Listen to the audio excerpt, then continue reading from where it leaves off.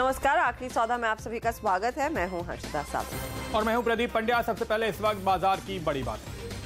बाजार में बेहद सीमित दायरे में कारोबार देखने को मिल रहा है। अगर आप निफ्टी देखें, कुछ सेक्टर्स में तेजी, कहीं गिरावट और इक्का दुक्का दिग्गज RIL जैसे जो मदद करते हुए नजर आ रहे हैं। सरकारी बैंक, ऑयल एंड गैस, ये दो सेगमेंट आप पकड़ सकते हैं और ऑयल एंड गैस में सबसे बड़ा कंट्रीब्यूशन जाहिर है कि रिलायंस का ही है। मिड कैप पर आज भी दबाव है। इस वक्त भी अगर आप देखें तो हम कह सकते हैं कि अगर 5 शेयर ऊपर हैं तो 6 नीचे हैं, यानी बढ़ने और गिरने वाले शेयर्स के बीच का जो समीकरण है वो गिरावट की तरफ ही नजर आ रहा है। हालांकि बड़े वॉल्यूम के साथ शायद गिरावट नहीं आ रही और चुनिंदा मिड कैप सब रिकवर भी हो रहे हैं। तो ये इंटरेस्टिंग होगा आज के आखिरी घंटे डेढ़ घंटे के दौरान मिड कैप्स कितने और रिकवर हो पाते हैं और कहां कहां वॉल्यूम दिखता है, उस पर खास तौर पर हमारी नजर रहेगी। अंतर्राष्ट्रीय बाजारों की नजर लेकिन आज फेड की बैठक पर है और आज देर रात फेडरल रिजर्व का फैसला आएगा। उसके पहले यूरोप के बाजार मजबूत हैं, तो दुनिया के बाजारों से हमें डरने की कोई बात नहीं है। हमारे बाजारों में जो वॉलेटिलिटी आई है या गिरावट आई है वो पूरी तरह से अपने घरेलू कारणों के चलते ही दिखाई दे रही है। ऐसे में पुट राइटर्स आज काफ़ी एक्टिव हैं और ऐसा लग रहा है कि उनको स्ट्रॉन्ग बेस नज़र आता है 8600 पे।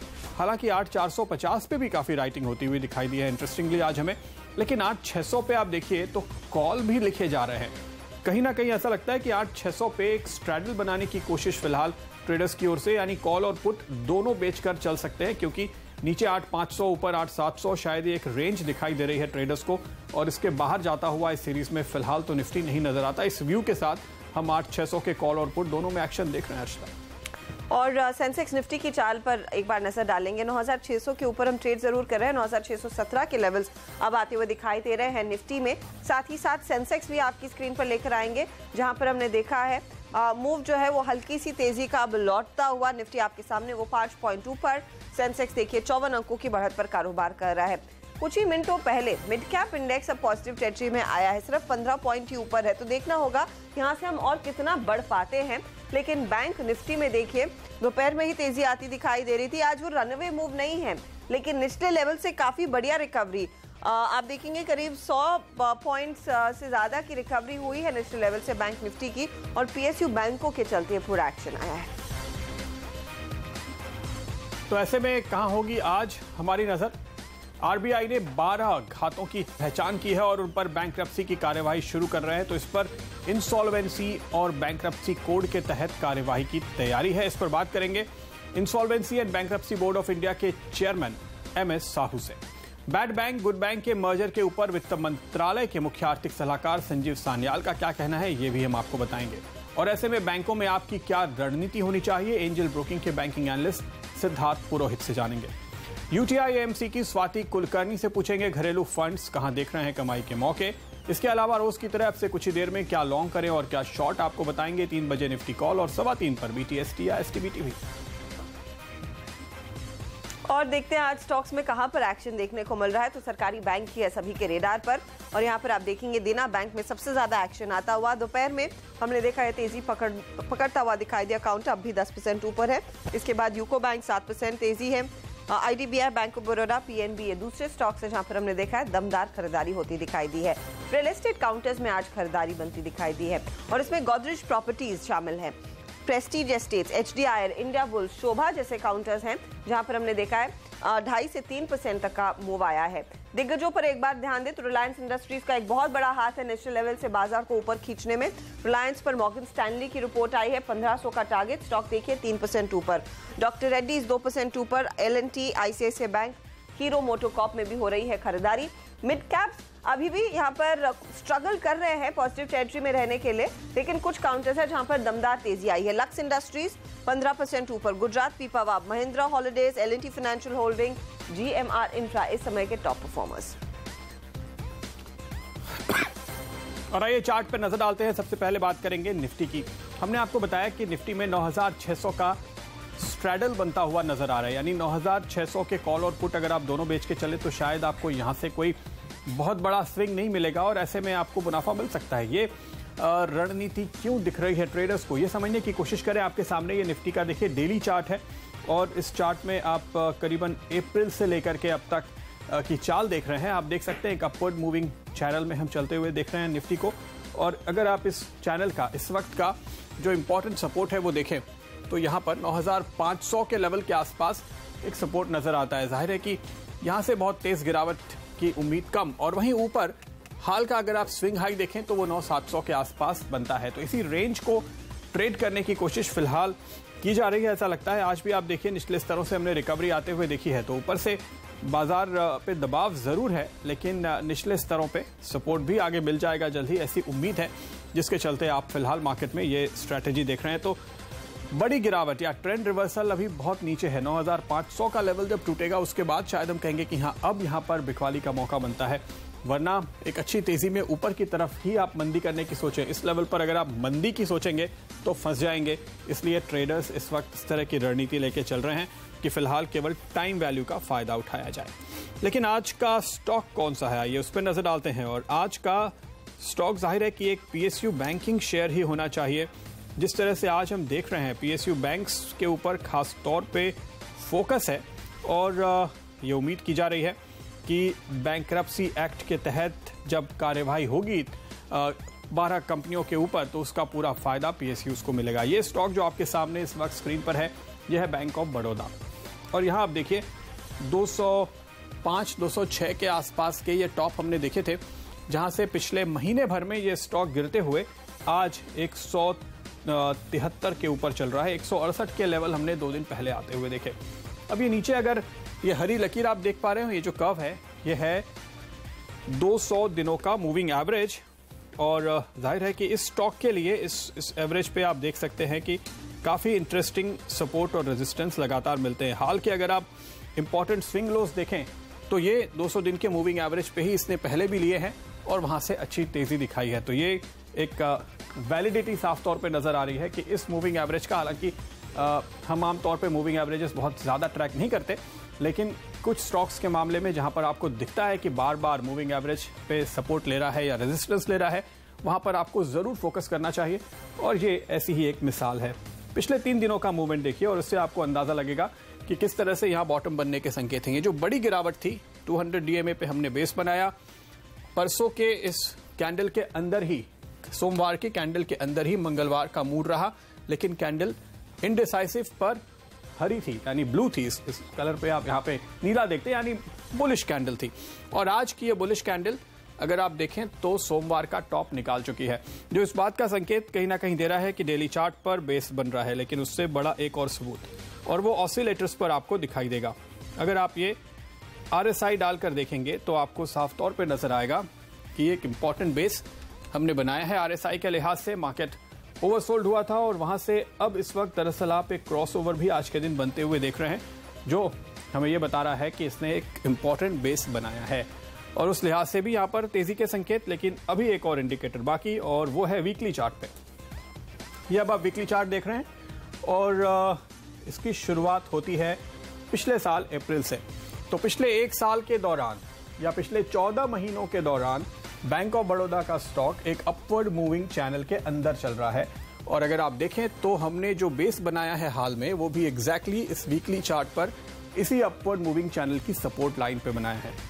तो एक बहुत ही इंपॉर्टेंट सपोर्ट लेवल पर टिकने के बाद रिवर्सल के संकेत बैंक ऑफ बड़ौदा में नजर आ रहे हैं, और हमें लगता है कि यहाँ पर अगर आप 166 जो हाल का लो है, या इस चैनल का जो नीचे का पॉइंट है, अगर आप 166 पे एक स्टॉप लॉस के साथ या पोजीशन बनाए तो उम्मीद कर सकते हैं कि इस चैनल के अपर एंड तक वापस जाता है तो आपको 210, 205 तक के भाव जरूर नजर आ सकते हैं। तो बैंक ऑफ बड़ौदा है आज का चार्ट। और आज का ब्रॉड मार्केट क्या कहता है, हमारा फेयर एंड ग्रीड मीटर, आइए उस पर भी नजर डालते हैं। 54 का आंकड़ा, यानी आज इंटरेस्टिंगली बाजार में पैसे आते हुए दिखाई दे रहे हैं हमारे फेयर एंड ग्रीड मीटर के मुताबिक। 54 के आसपास इनफैक्ट वो ट्रेड, और नेशनल लेवल से हम देख रहे हैं धीरे धीरे करके और सुधार आया है मिड कैप इंडेक्स में। देखेंगे यहाँ से आगे की चाल कितनी और मजबूत होती है। लेकिन फिलहाल स्टॉक्स जो रेडार पर है, जहाँ पर सबसे ज़्यादा एक्शन आज बना है, वो है PSU bank he.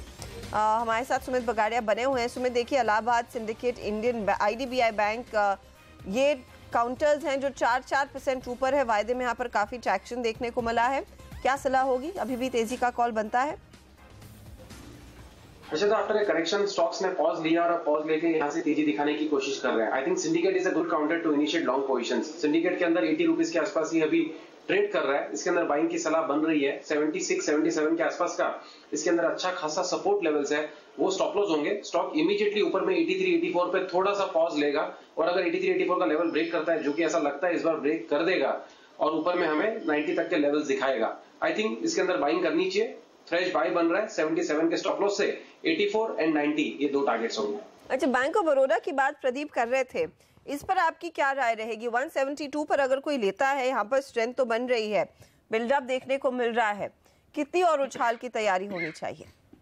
Bank of Baroda में बहुत अच्छा बाय बन रहा है, इसको बाय करना ही चाहिए प्रेजेंट लेवल्स पे, क्योंकि overall SBI, bank of Baroda, PNB ये तीनों ही स्टॉक हमें आने वाले 3 से 6 महीने के लिए अच्छे दिखते हैं। बैंक ऑफ बड़ौदा के अंदर 200 डीएमए सपोर्ट भी लिया है और नीचे से चैनल का सपोर्ट भी मिल रहा है। I think immediately bank of Baroda के अंदर यहां से ऊपर में हमें जो रेजिस्टेंस देखने को मिलेगा वो है 180, 182 लेवल्स के आसपास, यानी 8 रुपए की तेजी तो इमीडिएटली मान के चले। और मुझे लगता है कि ये रेजिस्टेंस भी टूटेगा और स्टॉक के अंदर हमें 190 तक के लेवल्स देखने को मिलेंगे, यानी करंट लेवल से 10 से 12% की तेजी बहुत जल्दी शॉर्ट टर्म में ही हमको देखने को मिलेगी। हो सकता है 1 से 2 महीने के अंदर ही ये हमको मूव देखने को मिल जाए। प्रेजेंट लेवल्स पे बैंक ऑफ बड़ौदा बाय, 167 का स्टॉप लॉस। इस बीच एक खबर आ रही है, एसबीआई अधिकारियों के साथ आईएमजी की बैठक शुरू हो चुकी है और इस खबर पे सुमित जाने से पहले आपकी राय लेना चाहेंगे। टेलीकॉम स्टॉक्स पे भारती और आइडिया क्या कहते हैं, आपको कहीं कोई मूव दिखता है? क्योंकि अगर कोई राहत की खबर मिली, कोई स्कीम आई सरकार की ओर से, तो इन कंपनियों में कुछ हाल देखा जा सकता है। यस, एब्सोल्युटली, अगर कुछ पॉजिटिव ट्रिगर्स मिलते हैं तो जरूर उछाल देखने को मिलेगा। उसमें से भारती पहला प्रेफर रहेगा, क्योंकि भारती ने वैसा करेक्शन नहीं दिखाया जैसे बाकी टेलीकॉम स्टॉक्स ने दिखाया है। भारती अभी इमीडिएटली ऊपर में रेजिस्टेंस के पास ट्रेड कर रहा है। 380 का इसका मेजर रेजिस्टेंस है। अगर भारती एयरटेल ने 380 के रेजिस्टेंस ब्रेक किए तो आप ये मान के चले इस स्टॉक ने ऑलमोस्ट 2 इयर्स के रेजिस्टेंस ब्रेकआउट हो जाएंगे। और इस स्टॉक के अंदर हमें ऐसा लगता है कि मल्टीपल रेजिस्टेंस ब्रेकआउट होने के बाद जो आने वाले 3 से 6 महीने के टारगेट बनेंगे वो 400 प्लस के बनेंगे, यानी 450 तक के लेवल्स देखने को मिल सकते हैं। But levels please closely watch करें। 380 के ऊपर क्लोजिंग रिक्वायर्ड है कम से कम 1 से 2 दिनों के लिए, विद वॉल्यूम्स ब्रेकआउट आना जरूरी है। तो अगर कुछ भी पॉजिटिव ट्रिगर्स आता है तो सबसे पहले जो स्टॉक को पकड़ना है वो भारती एयरटेल, क्योंकि इसके अंदर यहां से करीब 10 से 15% का मूव हमको देखने को मिलेगा। जो रेजिस्टेंस मैंने बताया अगर वो टूटा तो मुझे ऐसा लगता है कि प्रोबेबिलिटी बहुत ज्यादा है और मुझे कन्विक्शन बहुत स्ट्रांग है 400 से 425 के लेवल्स हमको देखने को मिल सकते हैं, बट पॉजिटिव ट्रिगर्स रिक्वायर्ड है। ओके, वक्त है आपसे इजाजत लेने का। सुमित, बहुत बहुत शुक्रिया हमारे साथ जुड़ने के लिए। और वक्त एक छोटे से ब्रेक का। ब्रेक के बाद हमारे साथ दोनों एक्सपर्ट्स होंगे, अविनाश गोरक्षकर और सर्वेंद्र श्रीवास्तव। साथ ही एनपीए पर, आरबीआई के बड़े एक्शन पर, insolvency and bankruptcy board of India के चेयरमैन एमएस साहू से भी बात होगी। एंजल ब्रोकिंग के बैंकिंग एनालिस्ट सिद्धार्थ पुरोहित भी जुड़ेंगे हमारे साथ।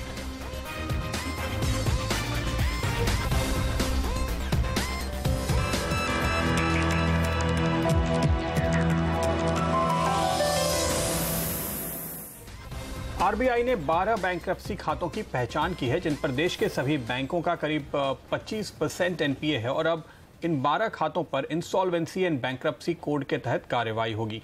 यानी अब बैंक इन खाता धारकों से आसानी से पैसा वसूल पाएंगे और अगर कोई कंपनी दिवालिया हो चुकी है तो 180 दिन के भीतर उसे बंद करने का निर्णय भी लिया जा सकता है।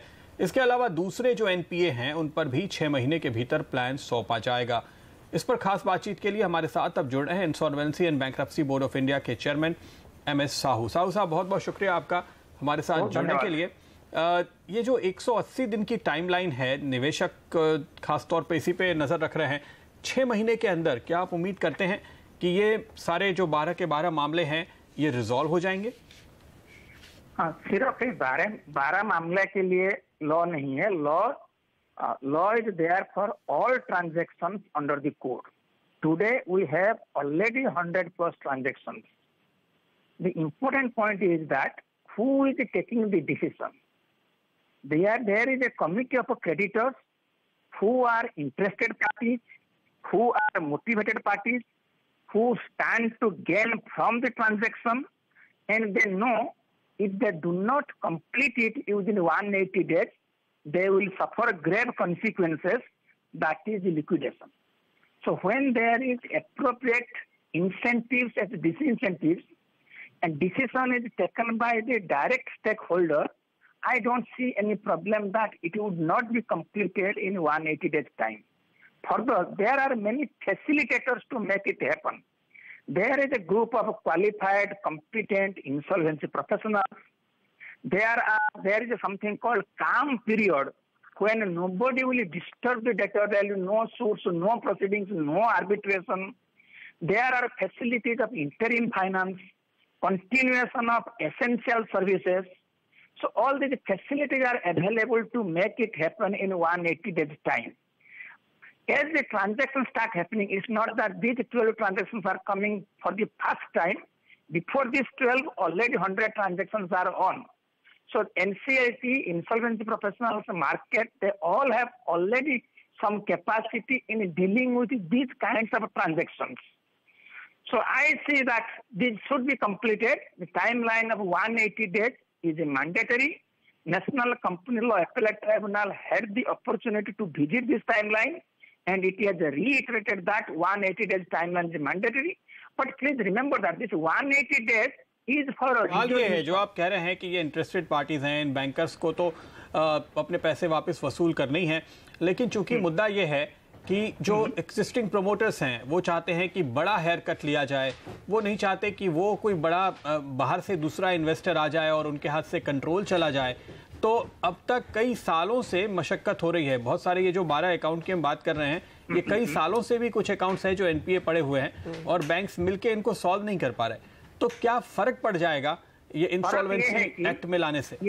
फर्क ये है कि बैंकरप्सी कोड में जब प्रोसेस शुरू होता है, पहला दिन में on the day the application is admitted by NCLT, the control shifts from the promoter, the current management to the an interim insolvency resolution professional.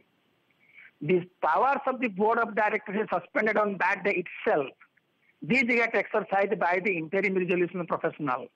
Interim resolution professional takes custody of assets, runs the company as a going concern. The existing management reports to him. Promoters are obliged to cooperate with him. And there is, as I told, there's a calm period. There will be no suit, no proceeding, nothing can be initiated. So there is enough, in fact, from the day one, the control shifts away from the promoter. And the insolvency professional really works under the guidance of a committee of creditors, that is usually the financial creditors.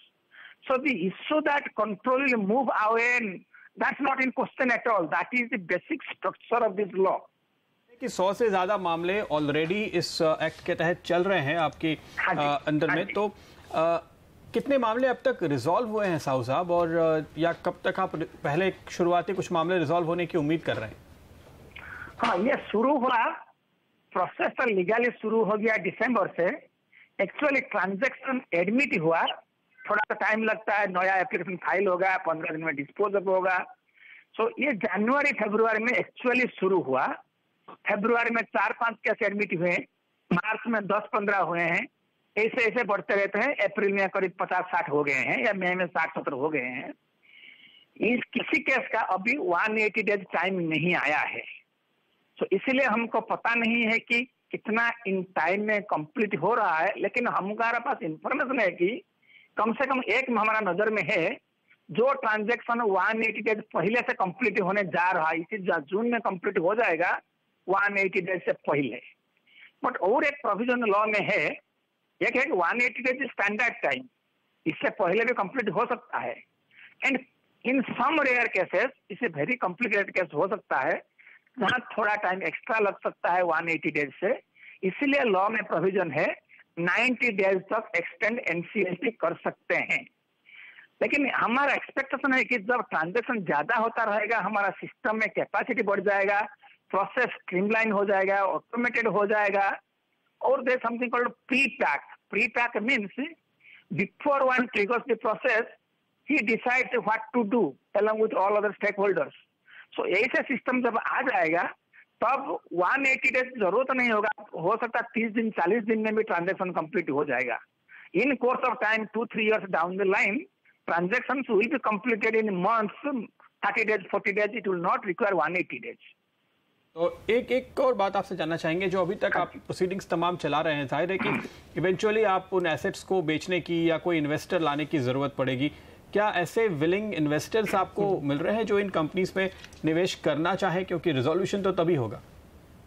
हाँ, हमारा fast priority है कि committee of creditors का fast priority है कि वो resolution के लिए कोशिश करेंगे।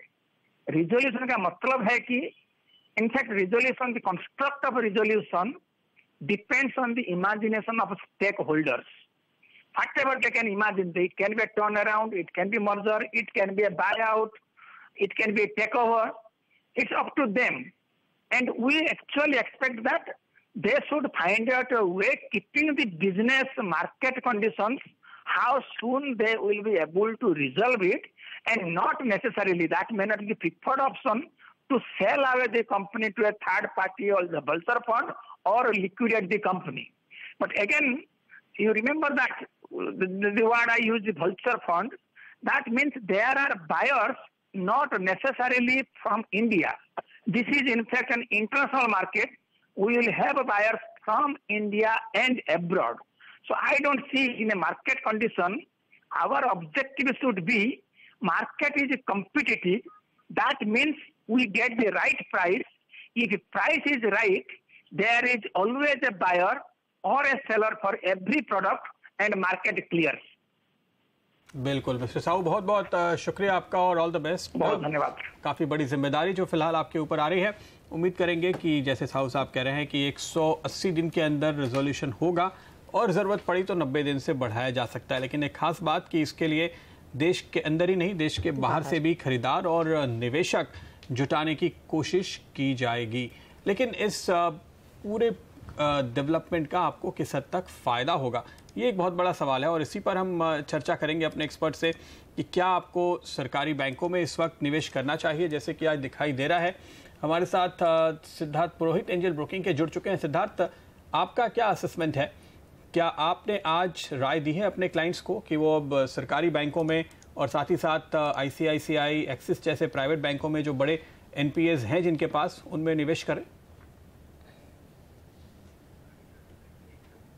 नहीं, सिद्धार्थ से शायद हमारा संपर्क नहीं हो पा रहा है। इस बीच हम कोशिश करेंगे दोबारा उनके पास जाने की। अविनाश, आप क्या सलाह देते हैं? नहीं, मेरे ख्याल से एक डेफिनेटली न्यूज़ फ्लो पॉजिटिव है, एटलीस्ट कुछ तो प्रोग्रेस हुआ है।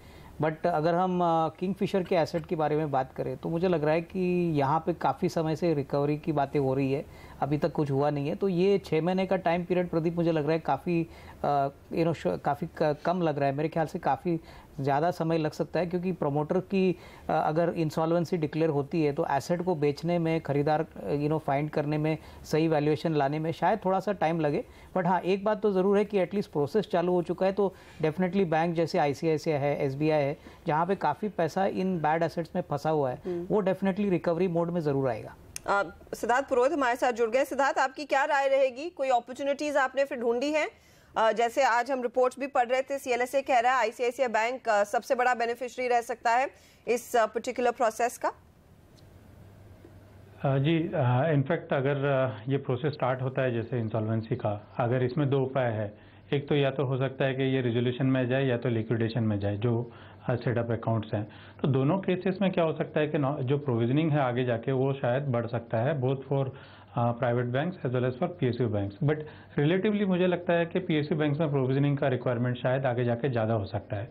सो अगर आप कंपैरिजन में देखेंगे तो प्राइवेट बैंक्स जो कॉर्पोरेट लेंडर्स हैं, उनने काफ़ी हद तक एक ज़्यादातर ये सब में प्रोविजंस ऑलरेडी लेके रखा हुआ है। तो मेरे हिसाब से अगर कल को जाके ये सब अकाउंट्स रिजॉल्व होता है तो नेचुरली प्राइवेट लेंडर्स जो हैं कॉर्पोरेट साइड में, वो ज़्यादा बेनिफिट हो सकता है उनको, बिकॉज इंक्रीमेंटल प्रोविजन उनको शायद रिलेटिवली कम लेना पड़ेगा compare to PSU banks. Cover पे अगर आपको 3 स्टॉक रिकमेंड करने हो सिद्धार्थ, वो कौन से होंगे? प्रदीप, इनफैक्ट मेरा चॉइस जो अभी है, इनफैक्ट PSU बैंक्स में अभी भी मेरा कोई बाय लिस्ट में नहीं है। और with in private sector bank जहाँ तक मेरा चॉइस है, मेरा मानना है कि जो mid size and small size private sector banks हैं, जिनका ज़्यादा एक्सपोजर कॉर्पोरेट साइड में बहुत सिग्निफिकेंट नहीं है और जो रिटेल में अभी फोकस कर रहे हैं, वो शायद ज़्यादा बेनिफिट करें। लाइक फेडरल बैंक हो गया, करूर वैश्य बैंक हो गया, ये सब बैंक्स में आप अगर देखेंगे एसेट क्वालिटी का एक ट्रेंड ऑलरेडी एक जैसे फेडरल बैंक में इंप्रूवमेंट दिख रहा है और already they are in the process of raising capital raise का बात कर रहे हैं और आगे जाके 2-3 साल का विजिबिलिटी काफ़ी स्ट्रांग है फेडरल बैंक में। Same is the case for Karur Vysya bank, जो ऑलरेडी एक कैपिटल रेजिंग का ऑलरेडी अनाउंसमेंट कर दिया है।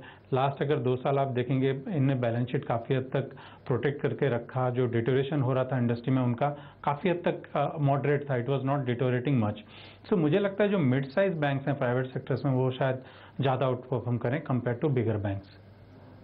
तो आप यहाँ पर खासतौर पे प्राइवेट सेक्टर के मिड कैप बैंक्स पर नजर रखे हुए हैं, लेकिन सरकारी बैंकों पर भी हमारा फोकस है और उससे जुड़ी हुई एक खबर अब आ रही है हर्षिता। जी हाँ, यहाँ पर आप देखेंगे प्रदीप आज काफी एक्शन है। पीएसयू बैंक इंडेक्स हाई पर ट्रेड करता दिखाई दे रहा है और जो सिचुएशन है कि डूबते कर्ज की मार झेल रहे 2 सरकारी बैंकों को अब राहत मिलने की उम्मीद जग गई है। सूत्रों के हवाले से सीएनबीसी आवाज के हाथ ये जानकारी लगी है कि पीएनबी और इलाहाबाद बैंक, इन दोनों बैंक्स का विलय हो सकता है और तैयारी पूरी हो चुकी है। सीएनबीसी आवाज के पास ये एक्सक्लूसिव जानकारी है और डिटेल्स क्या है, किस तरह का ये मर्जर होगा और कितना बेनिफिशियरी होगा दोनों पार्टीज के लिए, ये समझना इंपॉर्टेंट है। अनिल सिंह भी हमारे साथ जुड़ गए हैं।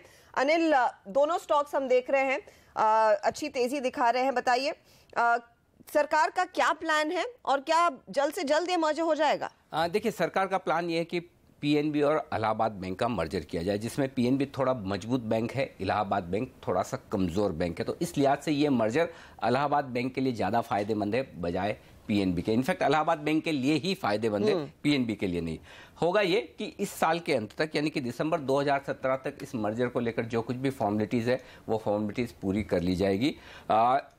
अप्रैल 2018 से ये मर्जर लागू हो जाएगा, ऐसा हमारे सूत्र बता रहे हैं। और फाइनेंस मिनिस्ट्री में इस बात को लेकर तैयारी कर ली गई है। हालांकि जिस तरह से पिछले 2-3 दिनों में फाइनेंस मिनिस्टर की तरफ से और मिनिस्ट्री से जिस तरह के संकेत आए, एक बात तय है कि बैंकों का कंसोलिडेशन होना पूरी तरह से तय है और मुश्किल से 4 या 5 बड़े सरकारी बैंक बचेंगे और बाकी छोटे सरकारी बैंक्स में हो सकता है उनमें विलय कर लिया जाए। लेकिन ये एक जो मर्जर है बड़ा सरप्राइजिंग और इंटरेस्टिंग नजर आ रहा है, जिसमें पीएनबी के साथ इलाहाबाद बैंक को मर्ज कर दिया जाएगा। हाँ, हमारे सूत्र ये बता रहे हैं कि होगा ये कि इससे जो एसेट क्वालिटी है दोनों बैंकों की जो कमज़ोर है उसको सुधारने में मदद मिलेगी और उसके बाद इस मर्जर को लागू करने के बाद आगे इन बैंक्स के लिए थोड़ा सा रास्ता आसान होता हुआ दिखेगा। अब सबसे अहम बात जो इस मर्जर में है वो है कि मर्जर का रेशियो क्या हो सकता है, क्योंकि अल्टीमेटली ये सबसे अहम होगा। तो जो हमारे सूत्र बता रहे हैं मर्जर का रेशियो हर एक पीएनबी के शेयर के लिए सामने इलाहाबाद बैंक के 1.5 शेयर, यानी कि इस वक्त इलाहाबाद बैंक का शेयर 70 रुपए के आसपास है, तो वैल्यूएशन हुआ 105 रुपए, जबकि पीएनबी का शेयर है 150 रुपए का। और इस लिहाज से मैं ये कह रहा हूं कि ये मर्जर इलाहाबाद बैंक के लिए बेहद फायदेमंद होगा, न कि पीएनबी के लिए, क्योंकि लगभग 1.5 के आसपास का अगर मर्जर रेशियो होता है, थोड़ा बहुत ऊपर नीचे हो सकता है, क्योंकि अब से लेकर दिसंबर तक जब तक ये फॉर्मेलिटीज की जाएगी तब तक जो दोनों बैंक्स की बुक्स क्लीन की जाएगी, उसके बाद एक्चुअल बुक वैल्यू क्या रहती है। लेकिन फिलहाल जो हमें संकेत मिल रहे हैं वो ये बता रहे हैं कि हर एक 1.5 शेयर के सामने 1 शेयर पीएनबी का। तो उस लिहाज से इलाहाबाद बैंक के लिए मर्जर बड़ा फायदेमंद होगा 2 लिहाज से, एक तो मर्जर रेशियो के लिहाज से और दूसरा एसेट क्वालिटी के लिहाज से। तो ये एक बड़ा मर्जर होने की तैयारी है, ऐसा हमारे फाइनेंस मिनिस्ट्री के सोर्सेज बता रहे हैं। ये आपको बता दूं मैं यहाँ पर कि हमने दोनों बैंक्स के मैनेजमेंट से बात करने की कोशिश की, उनको हमने मेल्स भी लिखी, फ़ोन भी किए, लेकिन उन्होंने जाहिर सी बात है कि हमारे इन सवालों के जवाब नहीं दिए। चूँकि हमें भी खबर फाइनेंस मिनिस्ट्री के सोर्सेज से है, तो हमारे सोर्सेज ये बता रहे हैं कि इस मर्जर पर काफ़ी तेज़ी से काम चल रहा है और फाइनेंस मिनिस्ट्री के टॉप ऑफिशियल्स इसमें इन्वॉल्व हैं और इस मर्जर को इस दिसंबर तक अंजाम देने की तैयारी में है। अगर आप अनिल देखें तो पीएनबी बहुत मजबूत बैंक नहीं है, बड़ा बैंक जरूर है, राइट, लेकिन इसके भी एनपीएस बहुत ज्यादा है। अगर आप बैंक ऑफ बड़ौदा या एसबीआई से कंपेयर करके देखें तो सबसे कमजोर बड़ा सरकारी बैंक हम पीएनबी को कह सकते हैं। अब ये एक और कमजोर बैंक को एब्जॉर्ब करके क्या करेगा? हाँ, ये पॉइंट एकदम सही है, लेकिन अब ये है कि अगर आप बहुत मजबूत सरकारी बैंक के साथ इनको जोड़ें तब भी दिक्कत है। तो 2 कमजोर को मिलाकर थोड़ा एक कम कमजोर बनाने की कोशिश, इन्हें इन शब्दों में रखें तो ज्यादा सही होगा। प्रदीप, होगा क्या? देखिए, इस मर्जर में 2-3 चीजें करनी है। एक तो पीएनबी की तरफ से क्या होगा और इलाहाबाद में, क्योंकि मेरे पास पूरी डिटेल में जो जानकारी है कि इसका प्लान किस तरह से ब्लूप्रिंट किया है। पीएनबी को 11 से 13 हजार करोड़ तक के अपने एनपीए बेचने हैं एआरसीज को। उनको बेचकर जो कुछ पैसा आएगा उससे उनकी बैलेंस शीट सुधरेगी। साथ ही पीएनबी के पास नॉन कोर एसेट्स काफ़ी हैं, तो पीएनबी को वो भी बेचना है। तो पीएनबी को 2 काम करने, एक तो अपने 11 से 13 हजार करोड़ के एनपीए बेचने और नॉन कोर एसेट्स बेचने।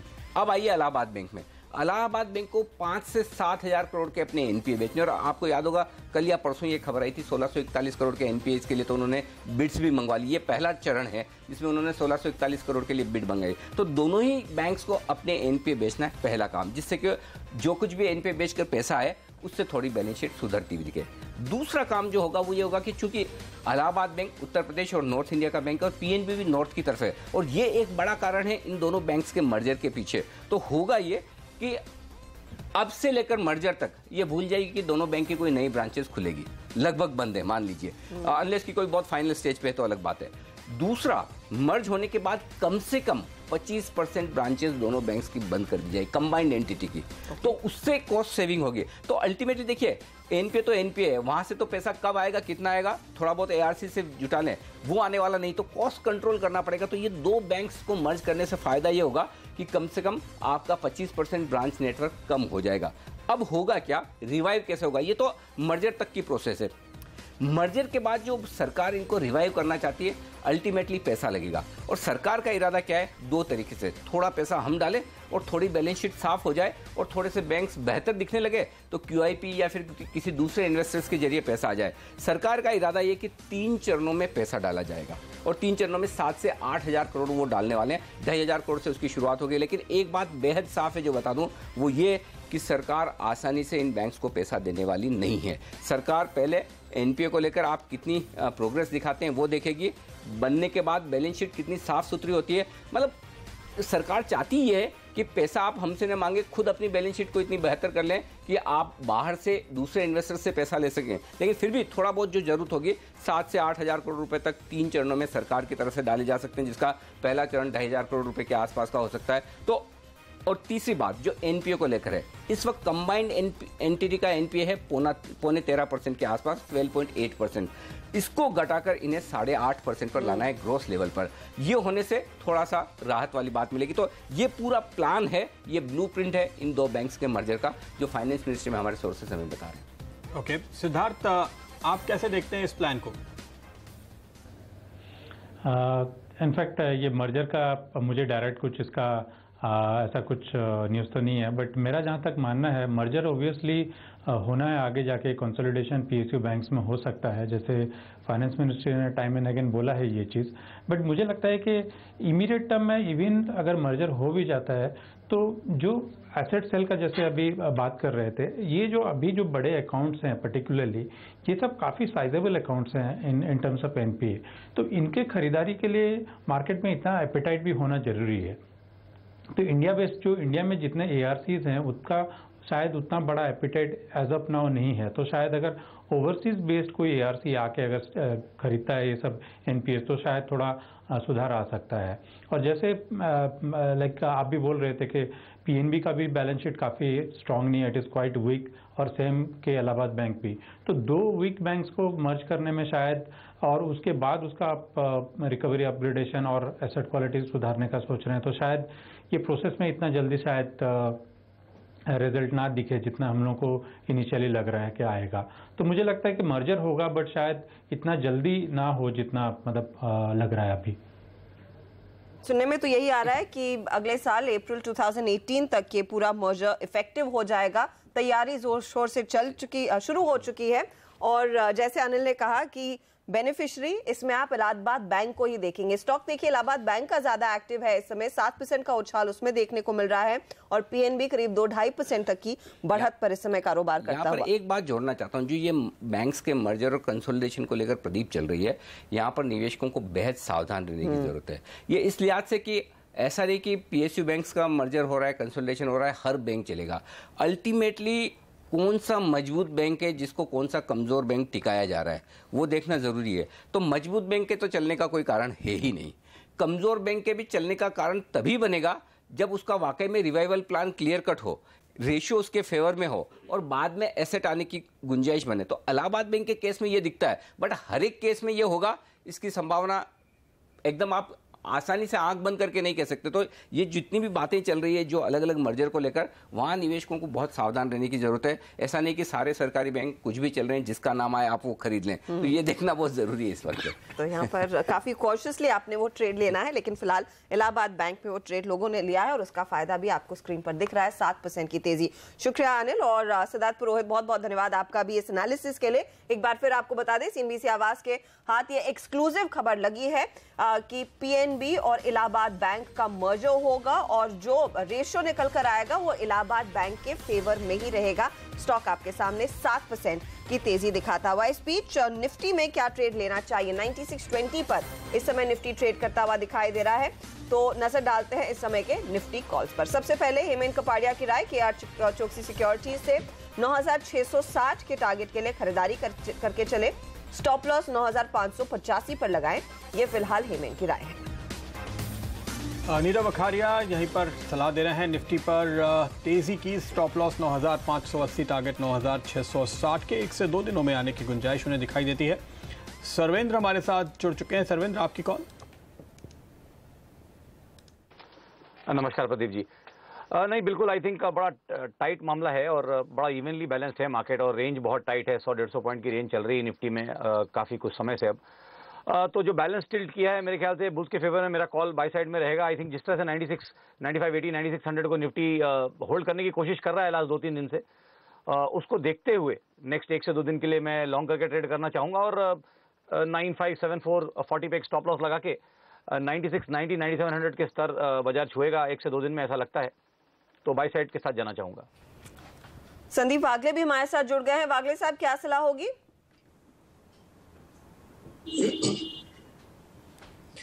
आफ्टरनून अर्षदा, बायस तो ऑन द अपसाइड ये बुलिश है, लेकिन मुझे अभी भी निफ्टी रेंज बाउंड लगता है। 9580, 9660 ये सीमित दायरा है, तो निफ्टी में ट्रेड लेने का कोई वैसे मतलब नहीं बनता है।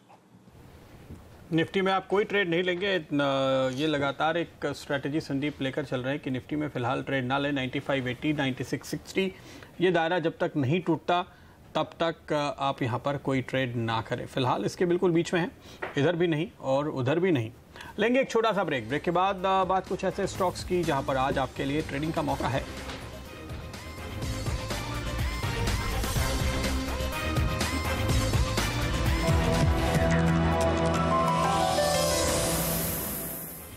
आप देख रहे हैं आखिरी सौदा और बाजार। देखिए, नेशनल लेवल से रिकवरी जरूर दिखा रहा है, लेकिन बहुत ही सीमित दायरे में है। रनअवे मूव नहीं देखने को मिला है। हाँ, आज बैंक्स को लेकर काफी उत्साह जरूर देखने को मिल रहा है। स्वाति कुलकर्णी हमारे साथ अब जुड़ गई हैं, जो ईवीपी और फंड मैनेजर है यूटीआई एएमसी की। स्वाति जी, स्वागत है आपका सीएनबीसी आवाज पर। पिछले कुछ दो हफ्तों से हमने देखा बहुत ही रेंज बाउंड ट्रेड निफ्टी में और इंडेक्स पर बहुत कम लोग कॉल लेते दिखाई दे रहे हैं। इस बीच फंड एक्टिविटी भी थोड़ी सी शांत हुई है। क्या आप इस समय नजरिया रख रहे हैं बाजार में करंट लेवल्स पर कंफर्ट है पैसे लगाने का, या फिर आपको लगता है थोड़ा सा और बाजार करेक्ट हो तब पैसे डाले जाए?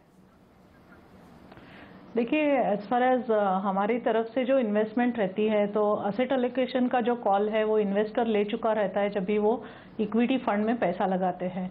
तो हम मार्केट के लेवल पे ना जाते हुए हम लोग एक्चुअली कौन से स्टॉक ये समय अच्छे लग रहे हैं, कौन से स्टॉक्स में ज़्यादा पोटेंशियल लग रहा है, वो सोच के हम इन्वेस्टमेंट करते हैं। तो जैसे आप देखोगे on an average we would have only 3 to 4% cash in the fund, और ज़्यादातर हमारा फोकस स्टॉक सिलेक्शन पे रहता है, ना कि मार्केट के लेवल पे इन्वेस्ट करना या प्रॉफिट बुकिंग करना।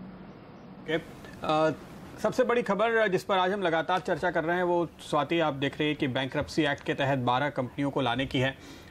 क्या आपका असेसमेंट है, क्या इसको देखते हुए आप सरकारी बैंकों में निवेश बढ़ाने की सोचेंगी या ऐसे प्राइवेट बैंकों में जो बड़े एनपीएस पर बैठे हुए हैं? ऐसा देखा जाए तो एनपीए का प्रॉब्लम तो काफ़ी लिंगरिंग है और कोई रिजोल्यूशन इस तरह से आ जाना, ये तो एक काफ़ी, I think everyone who is invested in banks waiting for that resolution. As far as PSU banks versus corporate facing private sector banks, मैं मानती हूँ को दोनों का एक्सपोजर होना जरूरी है, लेकिन पीएसयू बैंक्स का जो एक्सपोजर है हमारी इस तरह ज़्यादा ध्यान है कि जिसकी कैपिटल एडिक्वेसी ठीक ठाक हो, जिनका रिटेल फ्रेंचाइज है वो बहुत अच्छा हो, जैसे कि आप कासा देखते हो कि कासा का परसेंटेज अच्छा हो, because that will give them pricing power and also the cost of funds can be lower.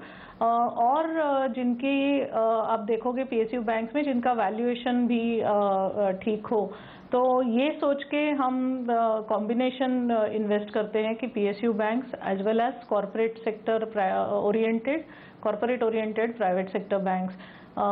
मेरा मानना है कि ये जो लास्ट 2-3 साल से एसेट क्वालिटी रिलेटेड इश्यूज है, अगर वो ठीक ठाक हो भी जाते हैं तो भी जहाँ पे कंपनीज के पास एडिक्वेट कैपिटल है आगे वाली growth, to participate in the future growth, that is what we should look at. तो बैंक्स में आप कह रहे हैं ऑफ कोर्स निवेश किया जाएगा on off course merit basis. इसके अलावा कहां पर आपको वैल्यू दिख रही है, कौन से सेक्टर्स आपको अट्रैक्टिव दिख रहे हैं? क्योंकि ऑफ लेट हमने देखा है ऑयल एंड गैस में टर्न अराउंड की बात कई रिपोर्ट सजेस्ट कर रही हैं, इवन सो कैपिटल गुड्स पर लोग अब बेट करने लगे हैं। तो ऐसे काउंटर्स या फिर सेक्टर्स में क्या आपको साइंस दिख रहे हैं टर्न अराउंड के और होपफुली पैसे कमाने के मौके निवेशकों के लिए? कैपिटल गुड्स सेक्टर में आप देखोगे तो वहाँ पे नज़रिया ऐसा होना चाहिए कि कैपेक्स साइकिल और 1.5 साल, तो मेरे ख्याल से 1-1.5 साल तक अपना कैपेक्स साइकिल रिवाइव होने की उम्मीद थोड़ी सी कम है, क्योंकि मोस्ट ऑफ द इंडस्ट्रीज आप देखोगे तो वहाँ पे कैपेसिटी यूटिलाइजेशन 65 to 70% है। तो नया कैपेक्स का दौर तब शुरू होता है जब ये कैपेसिटीज 85% तक चले। तो मेरे ख्याल से पहले जो मूव आएगी वो ज़्यादातर से जो कंज्यूमेबल्स हैं, जैसे इंडस्ट्रियल एक्टिविटी में जो लगते हैं, वहाँ पे आपको ज़्यादा टॉप लाइन ग्रोथ ट्रैक्शन दिखेगी। और ये ट्रैक्शन के वजह से ऑपरेटिंग लिवरेज बेनिफिट जो हम बोलते हैं कि जैसे फिक्स कॉस्ट अच्छी तरह से अपोर्शन हो जाती है लार्ज वॉल्यूम पे और उससे मार्जिन का फायदा होता है, तो वो एक बेनिफिट अगले 1 साल में कैपिटल गुड्स जो शॉर्ट साइकिल प्लेज है वहाँ पे नजर आएगा। इन टर्म्स ऑफ वैल्यू कहाँ दिखती है, मैं बोलूँगी कि आईटी सेक्टर जो अभी बिल्कुल आई वुड से कि it's more like a Contra, बाजार का नज़रिया आईटी सेक्टर पे काफ़ी वीक है, लेकिन आप देखोगे तो इनकी बैलेंस शीट्स बहुत स्ट्रांग है, इनके कैश बैलेंसेस बहुत ज़्यादा अच्छे हैं, dividend yield is very good on the stocks. और आप देखोगे तो इनका जो पहले जो ये प्रीमियम पे ट्रेड करते थे मार्केट के प्राइस अर्निंग मल्टीपल के बेसिस पे, अभी ये स्टॉक्स डिस्काउंट पे चल रहे हैं। तो वैल्यू मुझे लॉन्ग टर्म हिसाब से वो सेक्टर में नज़र आ रही है। ओके, शुक्रिया स्वाति आपका आज हमारे साथ जुड़ने के लिए। और अब वक्त हो चुका है BTST कॉल्स लेने का, 3:15 बज चुके हैं, बाजार बंद होने का समय करीब आ रहा है और क्या राय आ रही है? स्वाति होतकर हमारी पहली एनालिस्ट निर्मल बैंक की बाई कॉल दे रही है BEML पे, स्टॉप लॉस 1320, टारगेट 1400 के। फेडरल बैंक पे भी इनका बाई कॉल है 112 पे स्टॉप, 125 के टारगेट। वहीं मनीष हाथीरमनी कह रहे हैं येस बैंक में बिकवाली करके चले, टारगेट 1390, स्टॉप लॉस 1500 पर लगाएं। ग्रासिम में भी सेल कॉल ही आया है, यहां पर टारगेट 1085 का, स्टॉप लॉस 1130 पर लगाना है। सर्वेंद्र, आपकी ट्रेड क्या रहेगी? बिल्कुल, आई थिंक जिस तरह से बाजार थोड़ा सा टाइट रेंज बाउंड में है तो मैं एक बाय करके चलना चाहूंगा, एक सेल करके चलना चाहूंगा। आई थिंक जो स्टॉक में बाय करके चलना चाहूंगा वो सीमेंट स्पेस पे है, Ambuja cement. I think clearly अच्छे रिवर्सल्स हैं आज, मोमेंटम में भी एक अच्छा टर्न आया है। मेरा मानना है कि स्टॉक ऊपर में आपको 237, 238 के स्तर कल के सेशन में दिखा सकता है, तो बाय करके चलें। एक स्टॉप लॉस लगाएं उसमें 230 रुपये 90 पैसे पे और बाय करें। दूसरा जो है वो स्टॉक है सेल साइड में टाटा स्टील। पूरा मेटल पैक आज थोड़ा सा वीक बंद दे रहा है, उसमें से आई थिंक मैंने चूज़ किया टाटा स्टील। नीचे में बेच के 495 तक के टारगेट्स जो मैं कल के लिए लेके चलना चाहूँगा और स्टॉप लॉस लगाऊंगा उसमें 510 रुपये 60 पैसे का।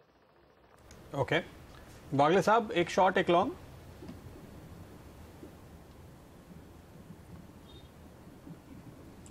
प्रदीप, दोनों लॉन्ग, क्योंकि मेरा बायस अभी भी पॉजिटिव है। निफ्टी में मेरा कोई ध्यान नहीं है, बट स्टॉक स्पेसिफिक मैं दोनों लॉन्ग करूंगा। पहला होगा buy in Godrej industries, stop loss 639, target 666, और दूसरा होगा buy in syndicate bank, stop loss 79, target 86। Okay, दोनों तेजी के कॉल बागले साहब दे रहे हैं।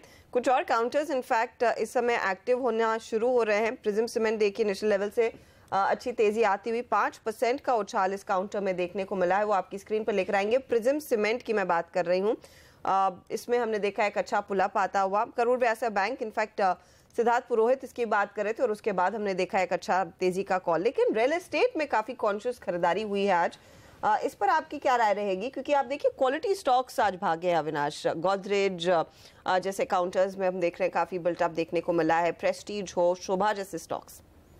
नहीं बिल्कुल, इनफैक्ट मुझे लग रहा है कि रियल एस्टेट में अगर हम देखें तो फ्रंटलाइन जो प्लेयर्स है जैसे कि ओबेरॉय रियल्टी है, शोभा डेवलपर्स है, महिंद्रा लाइफ स्पेस है, हमको लग रहा है कि जहाँ पे बैलेंस शीट पे डेट कम है और होपफुली आने वाली पॉलिसी में अगर इंटरेस्ट रेट कट की बात होती है तो जो लिवरेज प्लेयर है उनको भी डेफिनेटली फ़ायदा होगा। हमने कहीं ना कहीं ज़रूर थोड़ी बहुत इन्वेंट्री और प्राइसेस में भी इम्प्रूवमेंट देखी है, और स्पेशली जो कंपनीज एफोर्डेबिलिटी हाउसिंग सेगमेंट में काम करते हैं हमको लग रहा है कि वहाँ पे ट्रैक्शन ऑलरेडी रिपोर्ट्स के पॉइंट ऑफ व्यू से काफ़ी अच्छा है। इनफैक्ट जो 25-30 लाख वाले जो लोन्स है वो काफ़ी अच्छी तरह से ग्रो हो रहे हैं, तो मेरे ख्याल से यहाँ पे जिनका फोकस है वहाँ पे मुझे लग रहा है कि अच्छी खासी बढ़त देखने को मिलेगी। ओके, और आज बाजार बंद होने के बाद जो सबसे अहम खबर पे सभी की नज़र होगी वो है यूएस फेड की मीटिंग, और इस पर बात करने के लिए निक पार्सन्स हमारे साथ जुड़े हैं, head of research national Australia bank के। Nick, good afternoon from India. If you look at dollar index or you look at US 10-year, it seems markets are kind of discounting a very dovish Fed. What do we really expect? Well, good morning from London. You've summed it up perfectly there. A dovish hike was what they delivered in March the 15th, and a dovish hike is just what the market is expecting again today. So really, it's a repeat performance. And investors across a range of assets seem to be positioned exactly that way. They're remembering what was the price action in March the 15th, and they're saying, well, if the Fed's going to deliver exactly the same, then we could probably be expecting higher equity markets, a lower dollar, and lower bond yields. So that's really what's expected for this evening. What does it mean for Indian equities? Because for last 1 month at least, I can say 80% of the days we got a negative figure. Yeah, well, we've seen some decoupling of the EM as a whole from the S&P. We have seen quite a degree of outperformance from the time of that March meeting, but you're not going to be able to shake off whatever is the influence either to the upside or the downside from the Fed this afternoon, and I don't think we're going to be looking at decoupling of the two major complexes, the developed and the emerging equity markets.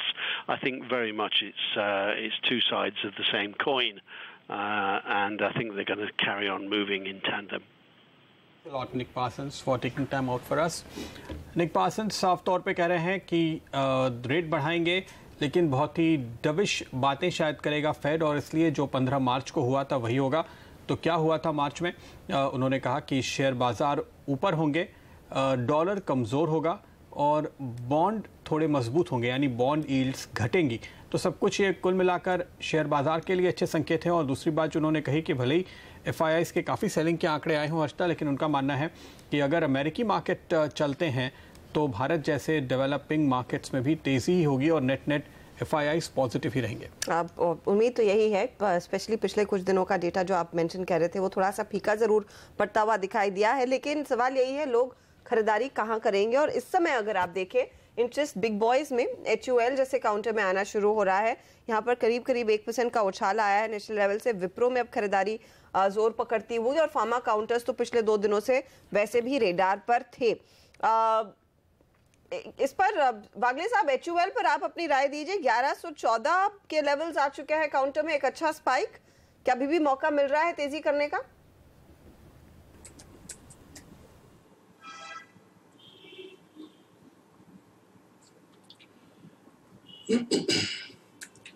Harshita, view तो positive है, HUL strong है, ITC थोड़ा हल्का सा corrective है, तो मैं समझता हूँ HUL में मुझे अभी भी यहाँ से भी फर्दर अपसाइड्स दिखते हैं।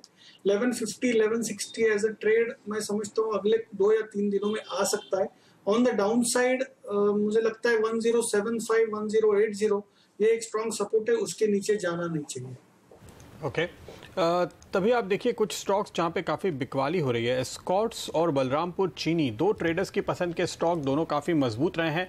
लेकिन सर्वेंद्र, अगर आप यहाँ पे ट्रेडिंग पोजीशन हो एस्कॉर्ट्स और बलरामपुर में, क्या काटने की राय देंगे आज? अगर किसी का शॉर्ट है तो आई थिंक बलरामपुर अपने लॉन्ग टर्म एवरेजेस की तरफ बढ़ रहा है, सो मे बी 3-4 पॉइंट और रह गए हैं, तो डेफिनेटली ऑलमोस्ट एक 20-22% का करेक्शन ऊपर से हो जाएगा बलरामपुर चीनी में। और अगर किसी के पास शॉर्ट्स हैं तो वहाँ काटना चाहिए। इनफैक्ट अब तो लॉन्गर टर्म एवरेज के आसपास आ रहा है, तो रिस्क रिवॉर्ड अब बेचने के तो फ्रेश बचते नहीं है। और अगर कहीं टर्न आता है इन लेवल से तो डेफिनेटली लेने वाली बात बनेगी बलरामपुर चीनी में। लेवल्स अगर चाहिए तो मैं बिल्कुल दे देता हूँ। I think long term average उसके करीब 140 के आसपास हैं और अभी 143 के आसपास चल रहा है स्टॉक, तो वही 3-4 पॉइंट का गिरावट बाकी है। लॉन्ग टर्म एवरेजेस पे किसी भी बुल मार्केट में अगर एक लार्जर करेक्शन आता है तो लेने का मन बनाना चाहिए। तो इसमें तो कुछ बचा नहीं है मौका, लेकिन एस्कॉर्ट्स में definitely I think risk rewards हैं। ये स्टॉक में मोमेंटम जस्ट अभी टर्न हुआ है, अभी भी हाईस के आसपास ही है, कोई बहुत ज़्यादा गिरावट अभी इसमें देखी नहीं गई है। तो मेरा मानना है अगर किसी को फ्रेश ट्रेड करना है तो एस्कॉर्ट्स में बनेगा।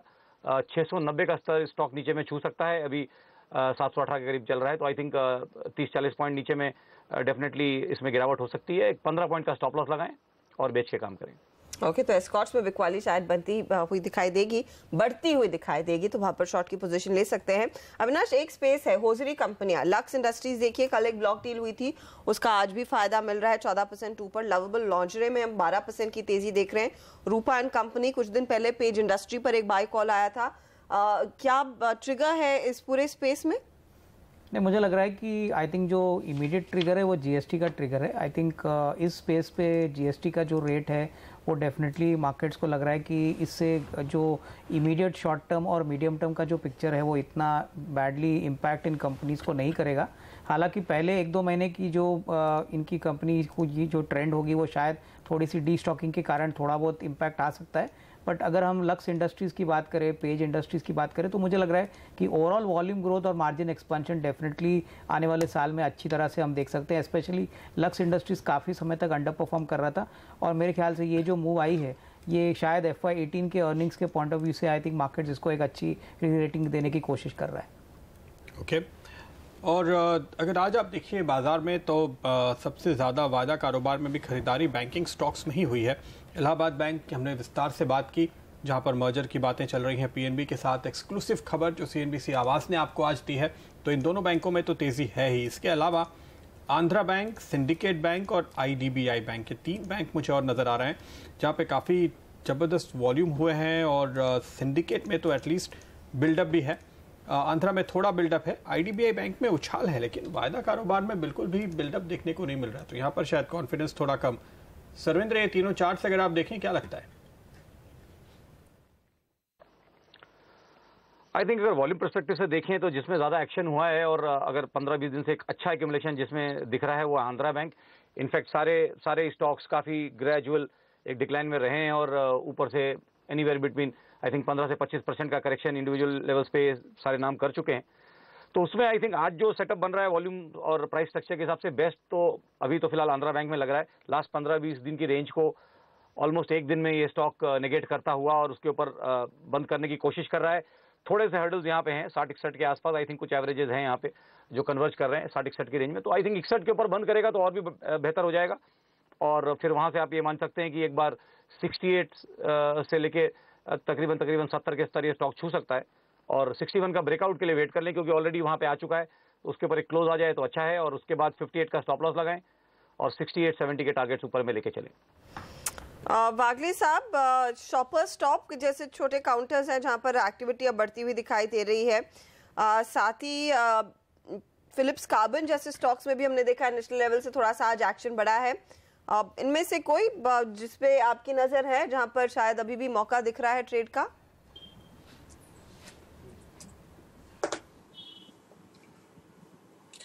अर्षदा, शॉपर स्टॉप का पैटर्न काफी अच्छा है। मैं समझता हूँ 380 का तो टारगेट मुझे दिखता है, शायद वो ब्रेक करेगा तो 400-410 तक भी जा सकता है।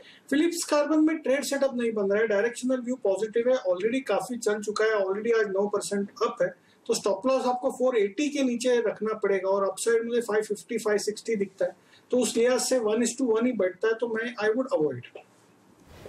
ओके, अवॉइड की राय फिलहाल यहाँ पर निकल कर आती हुई। इसके अलावा कुछ और इंटरेस्टिंग स्टॉक जहाँ पे माफ़ कीजिए आज ज़बरदस्त क्लोजिंग नज़र आ रही है, उनमें गोदरेज और एक और स्टॉक है GMR इंफ्रा, इन दोनों में काफ़ी अच्छी पोजीशंस बनती हुई दिखाई दी है। सर्वेंद्र, अगर आप इन दोनों में से कुछ चुने।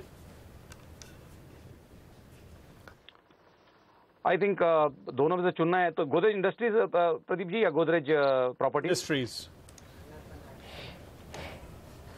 आई थिंक क्लियर सेटअप्स तो ब्रेकआउट के वहां पे हैं। GMR तो काफी लेगेसी नाम है और अवॉइड करना चाहूंगा, हर भाव से लोग उसमें अटके हुए हैं, बट आई थिंक जो एक डिसाइसिव और एक क्लियर बंद, जो एक बेटर बंद जो आ रहा है वो I think clearly Godrej industries में है। और स्टॉक ने अपने उस स्टॉक के हाईज करीब 2003-4 के हैं अगर देखें, और वो हाईज उसने लास्ट 1-2 महीने में निकाले हैं, उसके ऊपर काफी ऊपर आ गया है, बट आई थिंक क्लियरली अब इमीडिएट वीकली हाईज को भी निकाल के बंद कर रहा है। तो मेरा मानना है कि 30 से 40 पॉइंट और यहाँ से ऊपर में बढ़त हो सकती है, तो तकरीबन 680 के स्तर ये स्टॉक छू सकता है।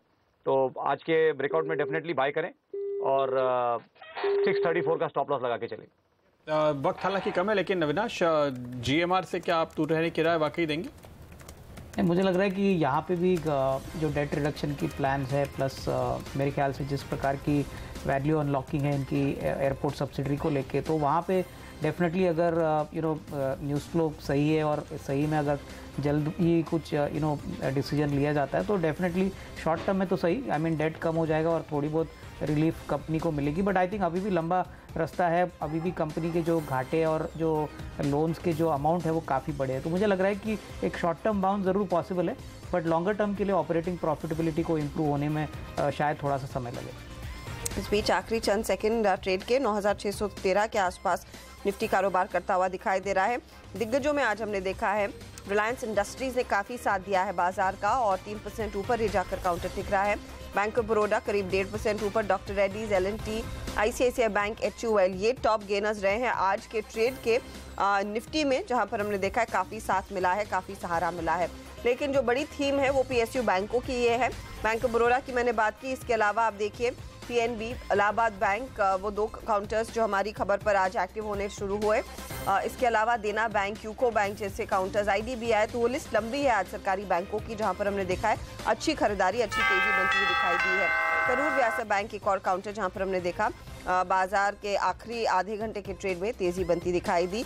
ऐसे कई स्टॉक्स रहे हैं रियल एस्टेट में भी, HDIL, DLF, गोदरेज प्रॉपर्टीज, जिनमें आज काफ़ी ट्रैक्शन देखने को मिला, बढ़त जरूर देखने को मिली। अंत में 9614 पर निफ्टी जाकर टिका है, बहुत ही मामूली सी बढ़त देखने को मिलेगी, लेकिन निचले लेवल से हमने देखा अच्छी रिकवरी और मिड कैप जो लार्जली स्ट्रगल कर रहे थे आज प्रदीप, उनमें 56 अंकों का इजाफा। तो अगर आप चारों इंडाइसिस को मिलाकर देखें तो मिड कैप से सबसे ज़्यादा बढ़त है। बिल्कुल, और ओवरऑल अब दिन का कारोबार खत्म होते होते अगर आप कैश मार्केट का वॉल्यूम भी देखें तो करीब 28,000 करोड़ के आसपास आ गया है, जो बुरा नहीं है। ओवरऑल 4.25 लाख करोड़ से ऊपर का कारोबार हमने आज होते हुए देखा है। फाइनली इस क्लोजिंग को देखते हुए अविनाश, क्या लगता है आपको, नेट बुलिश रहना चाहिए? नहीं, बिल्कुल। इनफैक्ट प्रदीप, हमने देखा है कि जब भी मार्केट्स में एक नेगेटिव न्यूज़ फ्लो आता है तो काफ़ी शैलो करेक्शंस आ चुके हैं, और मुझे लग रहा है कि अभी कॉर्पोरेट परफॉर्मेंसेस तो काफ़ी अच्छे है। इस महीने में तो GST और मानसून का जो ट्रिगर है वो मेरे ख्याल से एटलीस्ट मानसून का ट्रिगर तो पूरी तरह से प्ले आउट नहीं हो चुका है। आई थिंक होपफुली मेरे ख्याल से कोई भी गिरावट अगर आती है तो मेरे ख्याल से 9,500 9,550 का जो लेवल है वहीं पे मार्केट सेटल होना चाहिए, और मेरे ख्याल से stock specific I think ideas और एक्टिविटी अभी भी जारी रहेगी। तो मेरे ख्याल से this is a buy on decline market. यहाँ पे मुझे नहीं लग रहा है कोई बड़ी मंदी की बात कोई करना चाहेगा।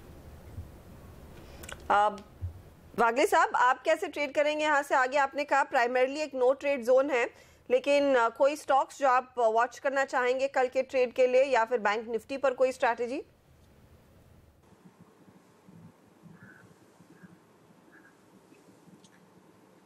हर्षदा, नो ट्रेड जोन है निफ्टी में, लेकिन स्टॉक स्पेसिफिक बायस बुलिश है। एक अच्छी बात यह है कि एडवांसेस टू डिक्लाइंस रेशियो जो मॉर्निंग में काफी नेगेटिव साइड में था, दोपहर 2 बजे के बाद काफी सुधरा है। बैंकिंग स्टॉक्स ने एक नया मूव की शुरुआत के संकेत दिए हैं। और स्टॉक स्पेसिफिक, हाँ जैसे मैंने गोदरेज इंडस्ट्रीज का उसने एक फ्रेश ब्रेकआउट दिया है, तो ऐसे बहुत सारे स्टॉक्स है। तो मैं समझता हूँ अप ट्रेंड कंटिन्यू होगा, हम 95-80 नहीं ब्रेक करेंगे, शायद हम 96-50 96-60 ये रेंज में थोड़ा सा टाइम और बिताएंगे, बट डायरेक्शनली मैं समझता हूँ अभी भी ट्रेंड ऊपर ही है। ऐसे कोई भी संकेत नहीं है जो कि यहाँ से वन वे फॉल आएगा 100 पॉइंट के ऊपर निफ्टी का। अब 40-50-60 पॉइंट के करेक्शन होते रहेंगे। ओके, शुक्रिया संदीप आपका, अविनाश और सर्वेंद्र आपका भी शुक्रिया हमारे साथ जुड़ने के लिए। और देखते हैं स्टॉक 2020 में आज का रिजल्ट।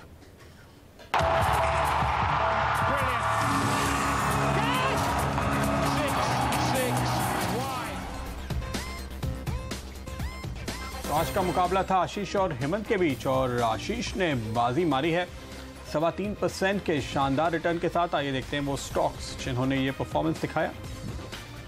आशीष की टीम में आज शामिल थे लक्स इंडस्ट्रीज और जबरदस्त तेजी इसने दिखाई है। किर्लोस्कर इलेक्ट्रिक, ग्रीव्स कॉटन और EIL भी अच्छे रिटर्न देने में कामयाब रहे थे आज। और इस वक्त अगर आप देखें हेमंत की टीम, तो वहाँ पर फैक्ट, जैन इरिगेशन, SCI और गुजरात अंबुजा एक्सपोर्ट।